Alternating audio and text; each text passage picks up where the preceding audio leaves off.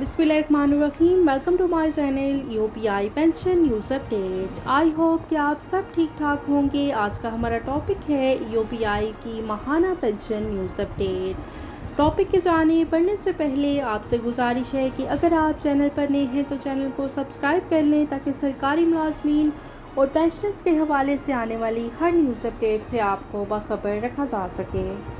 तो बढ़ते हैं आज के टॉपिक की जानिब। यूपीआई पेंशन की माहाना लेटेस्ट न्यूज़ अपडेट। ज़राए के मुताबिक यूपीआई पेंशनर्स की पेंशन के लिए 4 अरब 60 करोड़ का चेक जो है वो बैंक अल-फलाह को जारी कर दिया गया है।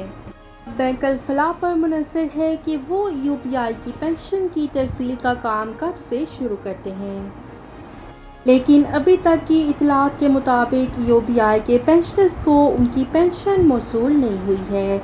ऐसे लगता है कि यूपीआई के पेंशनर्स को उनकी पेंशन ईद के बाद दी जाएगी।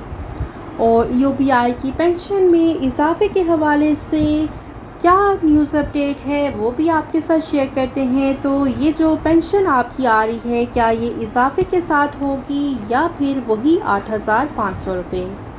तो इस हवाले से ज़राए का कहना है कि अभी तक नोटिफिकेशन जारी नहीं हुआ है, इसलिए यूपीआई की पेंशन अभी आपको 8,500 रुपये ही दी जाएगी।